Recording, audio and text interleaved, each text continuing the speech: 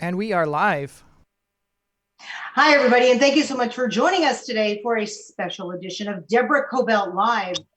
Joining me now is the professor of medicine and public health at UCLA with a special interest in epidemiology, Dr. Jeffrey Klausner. Doctor, thank you so much for joining us. Hi, very glad to be here on your show, Deborah. You've been very public about your thoughts about how you feel about the direction that we're going as a country, and you've been saying, you know what, maybe we need to get back into society. Why don't you explain a little bit about your thoughts on how the country is handling the coronavirus epidemic? Yeah, so my epidemiology team at UCLA has been analyzing the epidemics around the world since mid-January.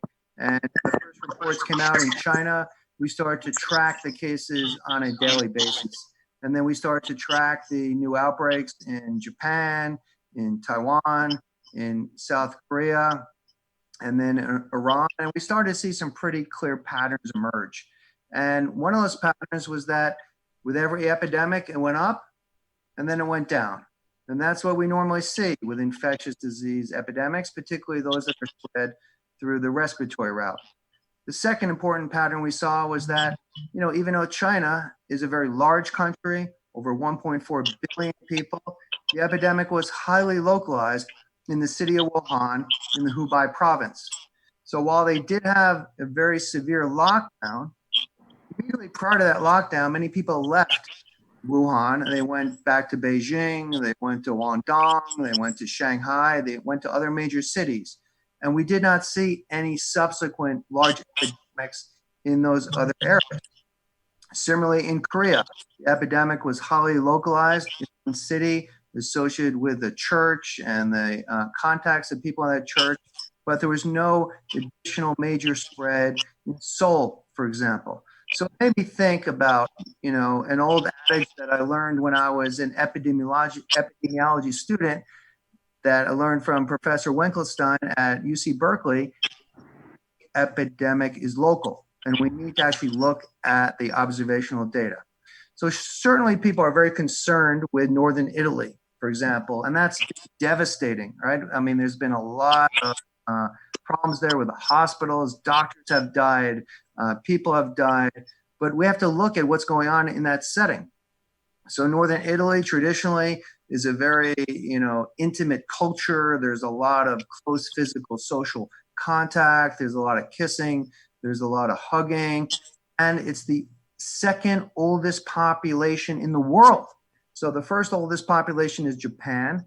The second is actually Italy. So you drop a new virus into a population that's never seen the virus before, in a very social population, in a population with a lot of elderly and vulnerable people. And boom, it takes off. And there's a lot of medical and serious consequences like death. Third thing that we identified. Go ahead. No, go ahead. I have a lot of questions. I'll wait for you to finish. Third thing that we identified was that all these epidemics around the world are occurring in a very narrow latitude or a tight band of specific temperature and humidity conditions. The Chinese had described about a month ago that the optimal transmission temperature was about 8 degrees centigrade or about 45, 46 degrees Fahrenheit. And the optimal humidity was about 40 to 60%. And then when we looked at those epidemics, we saw those are the exact same environmental temperature, humidity conditions where those epidemics really take off. So those three factors led me to conclude that there are certain conditions that must occur for an epidemic to really take off. There must be close physical proximity, there must be certain types of social behaviors, and there must be temperature and humidity conditions. It's just like when you're trying to build a fire when you're camping. You can get the kindling, you can get the wood, but the conditions have to be right. Not every match will ignite that fire. Okay, let's back that up a little bit. You talked about China, okay? Clearly, they were sequestered. That's it. Nobody out on the streets in Wuhan in particular. They just shut it down, as you know. South Korea we're talking about. They did very similar there, and the cultures, the people listened. In Italy, as we know, the cultures, the old, the young, everyone seems to live together, but also it's an issue with their medical system. I think they were overwhelmed. I was speaking with my own family in Italy, and primarily, other than the big cities, right, other than Rome and Florence and Venice, these are small villages, and they're not equipped, right, to handle the onslaught of people coming into the cities, going to the emergency rooms. I mean, that's probably one of the reasons that they're having such a problem. But here in America, right, there is everyone is, whether it's Fauci, Governor Cuomo, our governor here, Gavin Newsom, they're saying shut down at all costs, sequester everyone. You're not walking in the park anymore. What do you say to that? Perhaps we should just shut it down until. Well, I think, the known and proven response to epidemics is first identification and awareness. So identify what the cause is, identify how that cause contributes to transmission. So we learned actually the Chinese were very open and transparent with their findings that this was a new coronavirus. They shared the RNA sequence of that coronavirus in early January on the World Wide Web. So everyone could verify, yes, this was a new virus.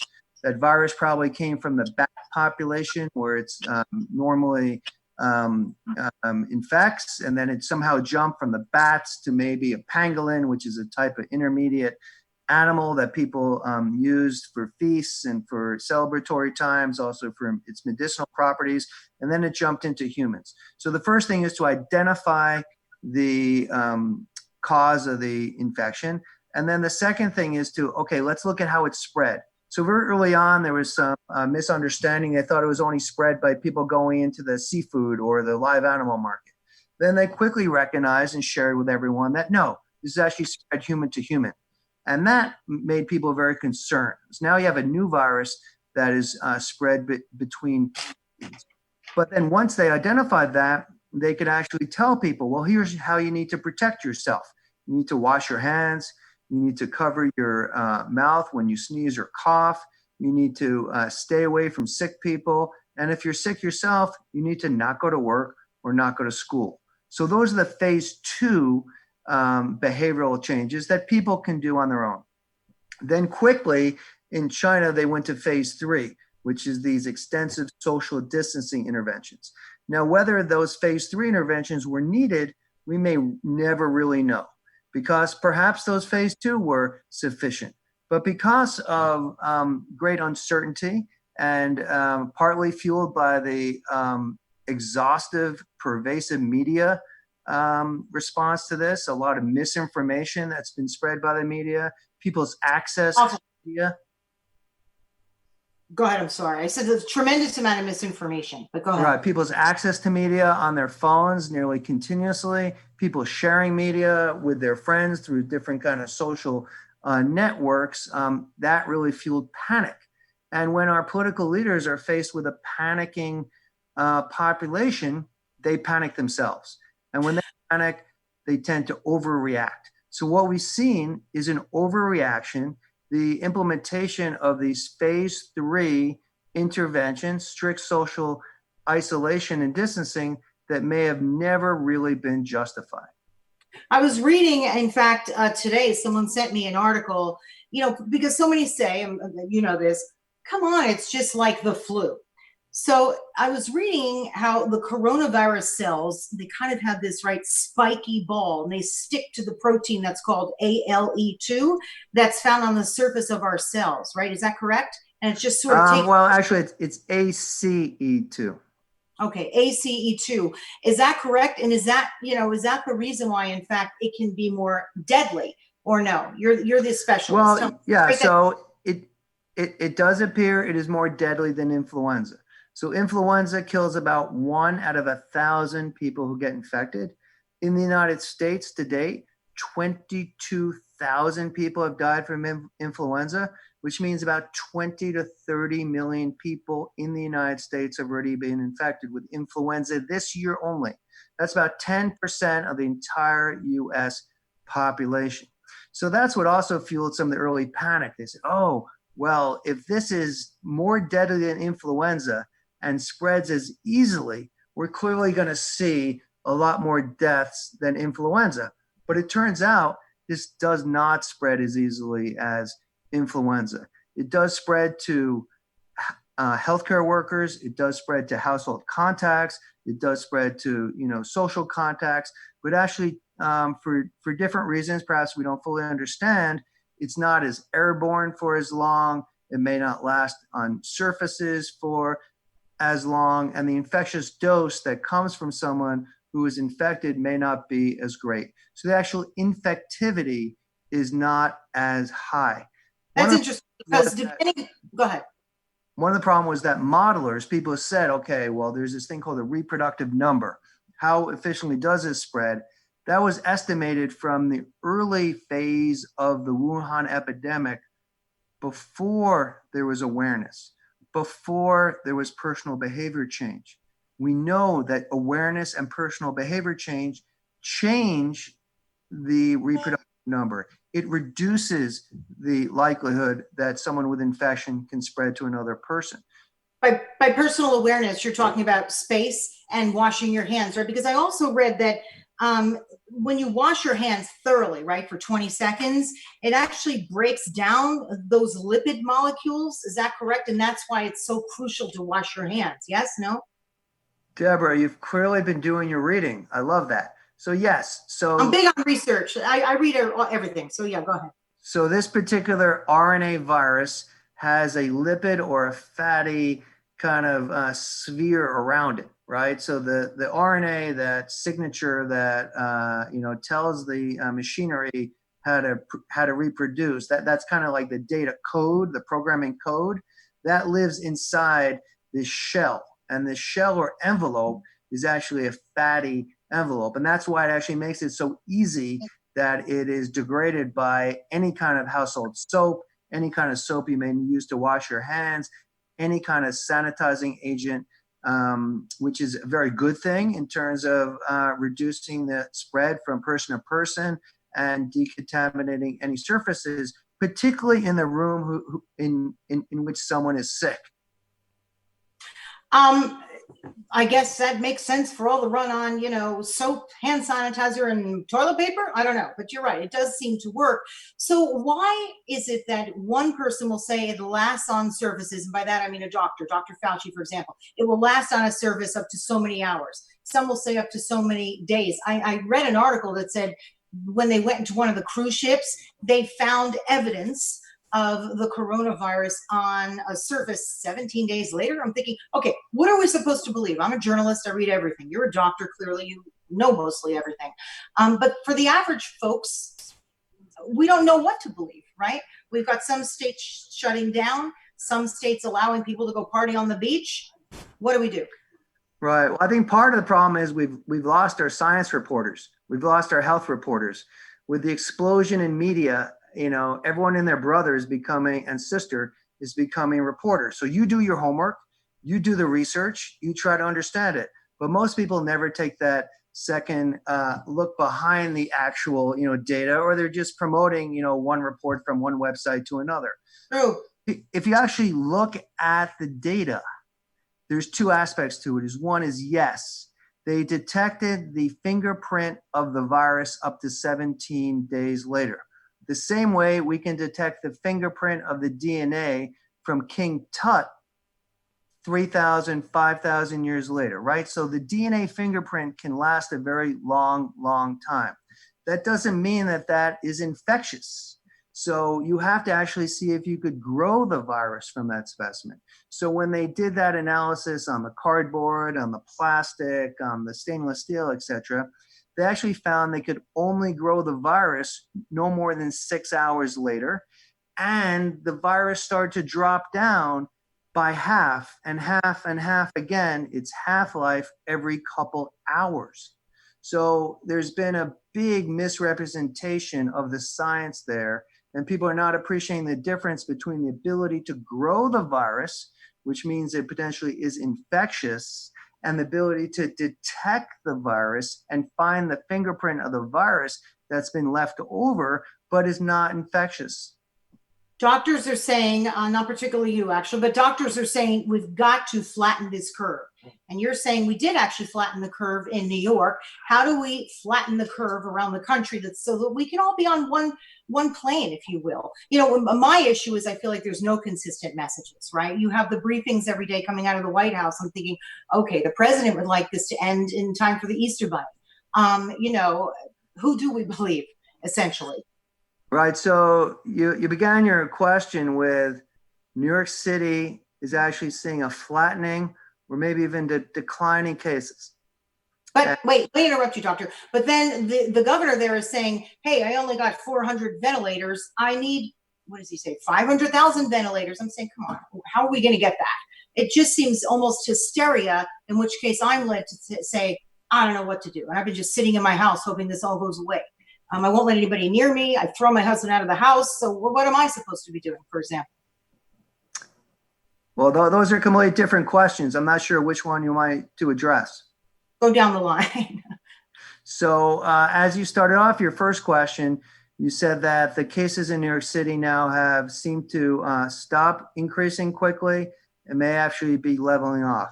And that is true. So since the end of last week and over the weekend, based on the New York City case reports that's publicly available online, the number of new cases have stopped increasing and may actually be leveling off. New York City does a very good job of reporting their data publicly by county or borough in New York City, by age, by other risk factors. They also report the number of people in the hospital, report the number of people in intensive care unit. New York City right now has one of the finest examples of epidemiological infectious disease reporting in the country. And because of that data, we can see that the cases might be leveling off. And it's interesting that leveling has occurred before the Sunday night shutdown. So a lot of the arguments against the shortening of the shutdowns have been, well, how do you know they didn't work, right? They're associated, they're correlated, but how do you know they're not causal? And we're at too great a risk. We're panicking too much that if we shorten our shutdown, you might be wrong. But I say now, look at New York City. Their shutdown officially didn't start till Sunday night. Cases were dropping already before the shutdown began. The second question you asked was, okay, what do I do? What do I need to do? I'm locked up in my house. I'm driving my husband crazy. So people need to remember. I didn't say that, but go ahead. People need to know now that there's more testing capacity available at all major medical centers, certainly in California and in many urban areas around the country. If they call their doctor and they have any symptoms of cough, fever, shortness of breath, or sore throat or headache, any of those typical flu-like or cold symptoms, their doctor most probably can arrange for them to get a test. So testing is very important for medical management purposes. And where? Would you have to go to the hospital to get those tests? For us to be able to track the epidemic. So knowing where cases are occurring and knowing where cases are not occurring. So I'm not feeling well, let's say, and if I'm getting a fever and I want to get a test, we all know that you have to contact your doctor first. But I'm reading that there are not enough tests, or is that not the case? Let's say California. Let's come back here to California. Would there be enough tests, and where would I go? Would I go to my local hospital or my local doctor's office? Well, I think, Los Angeles just launched this, Get Tested LA program. And on this Get Tested LA program, people can contact in city of Los Angeles, which has, over 4 million residents, and they will provide access to testing. New York City and New York State has one of the largest testing programs in the country, doing thousands and thousands of tests a day. So increasingly, testing is becoming available. We are working with the FDA and other test manufacturers to hopefully very soon be able to provide at-home collection. So I love that. They could collect a swab, put that swab in the tube, send that off to a high complexity validated laboratory, and then go online and learn their test result. We're moving toward that. We're not moving as quickly as we could. The FDA has been, appropriately cautious, and they've, said home testing, which is different than home collection. But home collection right now has not been validated, but we're working with the FDA to validate that. And that would certainly be a breakthrough in access to testing for people.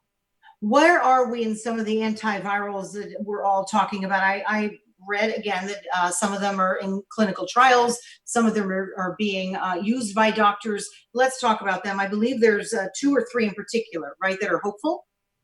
Right. So the 2 best treatments we have right now, one is called remdesivir with an R. Mhm. Remdesivir. Thank you for saying that, because I couldn't pronounce it, so thank you. So remdesivir was originally developed by a drug company to treat Ebola. It seemed to have some activity potentially in Ebola. It was also studied in other coronaviruses, and the original SARS coronavirus in animal models also showed some activity.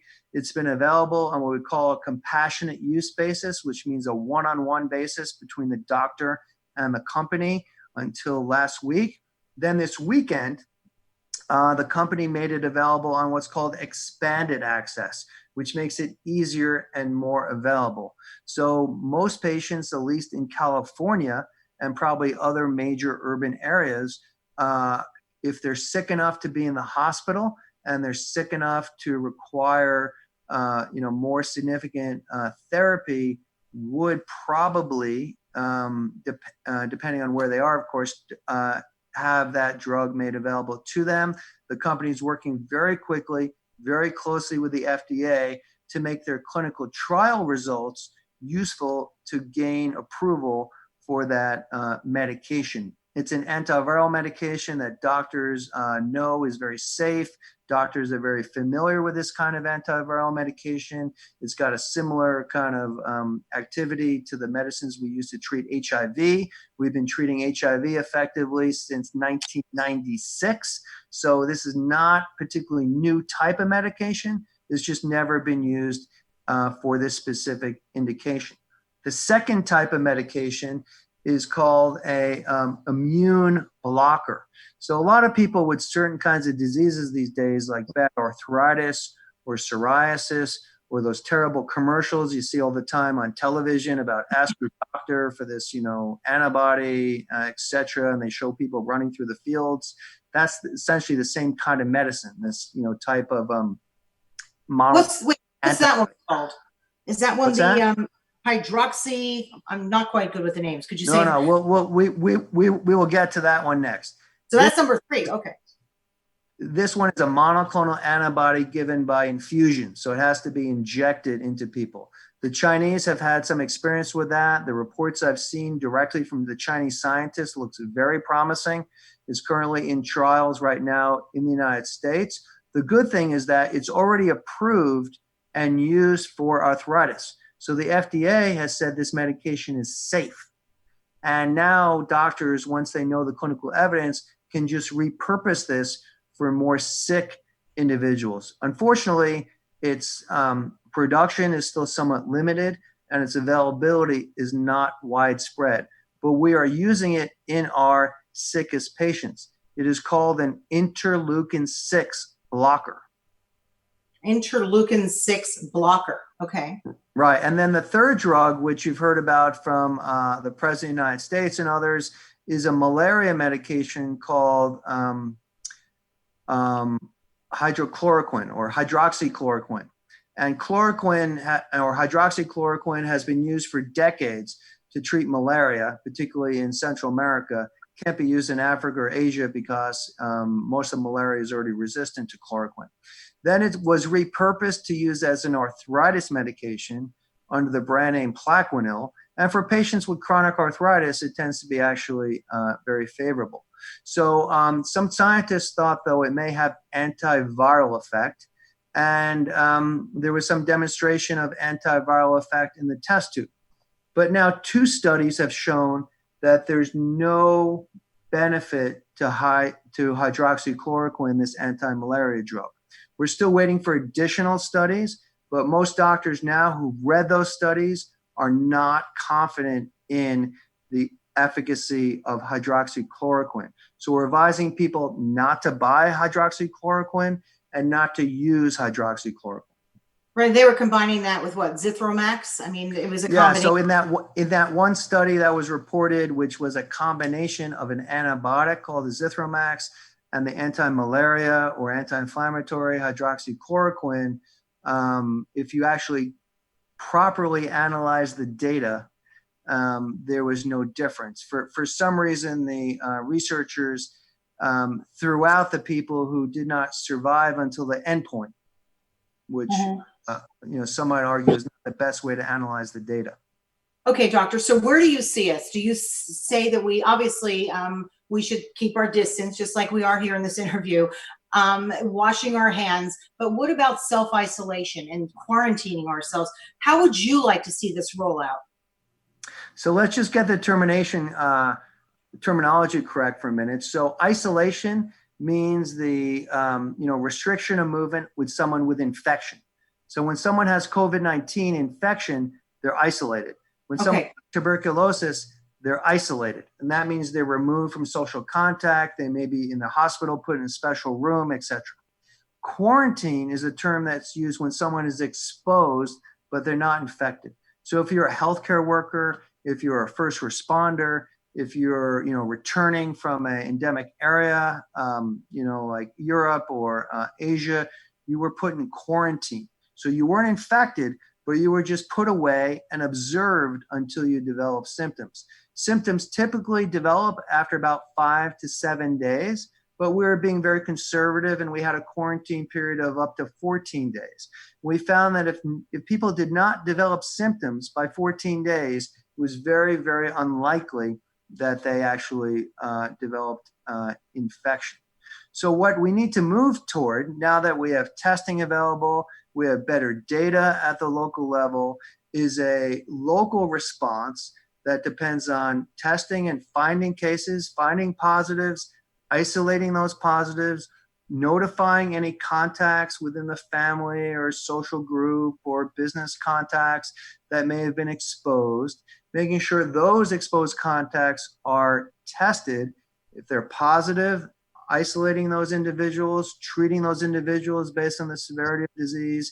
If they're negative, they can be quarantined for a short amount of time. And now with tests, we can actually shorten the duration of quarantine from the 14 days probably to as short as 5 days.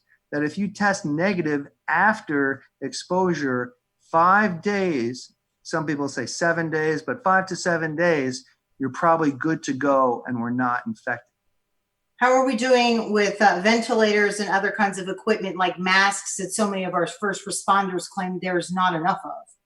Well, there's definitely not enough masks. And if we were to see the type of epidemic that some people predicted, where the entire country was impacted at the same time, or entire city was impacted at the same time, we would certainly be short of hospital beds and ventilators. And most of the time, our intensive care units are full. They're at capacity.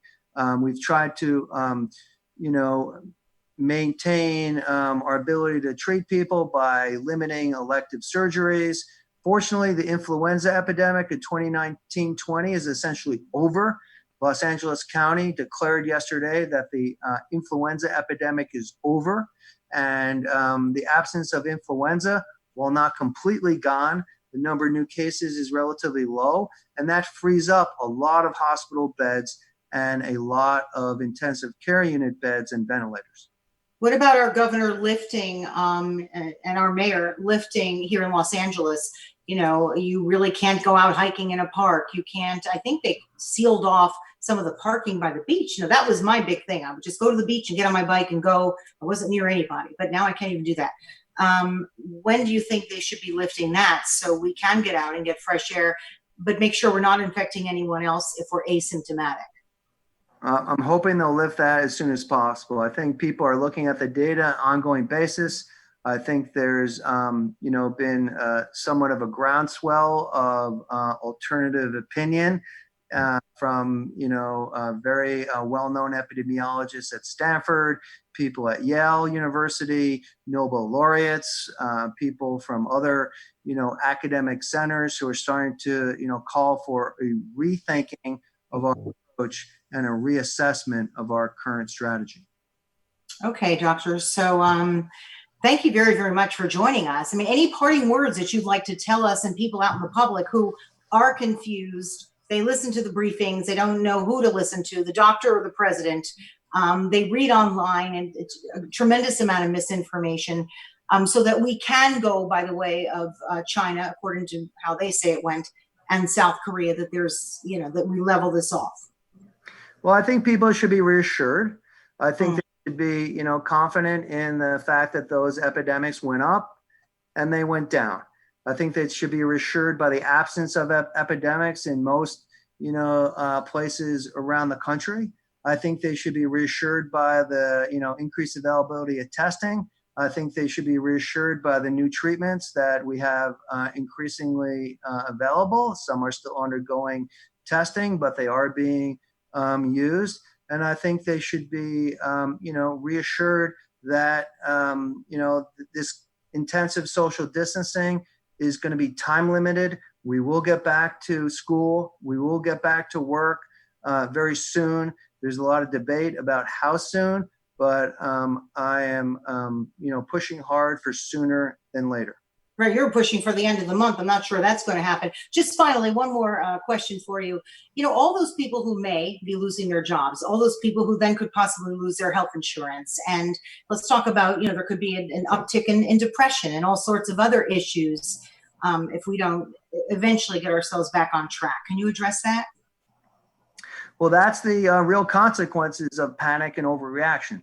And so, I'm hoping there'll be some accountability for that. But we definitely need to, protect low-income wage workers. We need to, develop resources for them. I mean, there have been some, policy interventions to, put a halt on anyone, being evicted or, people losing their benefits. But, that is a somewhat, expected consequence of panic and overreaction. We also will have to continue to protect the most vulnerable and people living in, assisted living or nursing homes.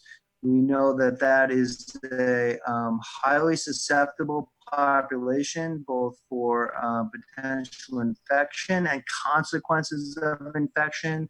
So we saw what happened to the rate of an elderly, fragile population. But we can do interventions in those nursing homes and assisted living situations. We can. Look at Washington. Monitored for fever. Yeah, look at Washington. They very effectively brought that curve down. So in the state of Washington, yes. And that's because, again, every epidemic is local. There's been no evidence of any generalized spread to the overall population like influenza. That's a key difference between the epidemiology of this infection, COVID-19, and the epidemiology of influenza. They are different. Thank you very much, Dr. Jeffrey Klausner. If people actually have questions for you, they want to contact you, go on your page, how can they get in touch with you? Well, there's, information about me on the UCLA website, and my, email is publicly available, and be happy to answer any questions in the future.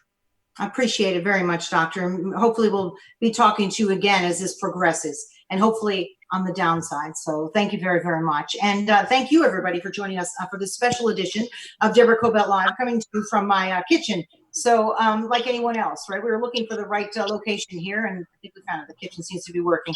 So thank you, Dr. Klausner, and thank you. All right. You're welcome. Bye-bye. Bye-bye for joining us on Deborah Kobylt Live, and we'll see you next time. You can find us, of course, on Facebook. I think the doctor left us Facebook, YouTube, Instagram, iHeartRadio, Apple Podcasts, and anywhere else that you get your podcasts. So thank you very much for joining us, and we'll see you next time. Bye-bye.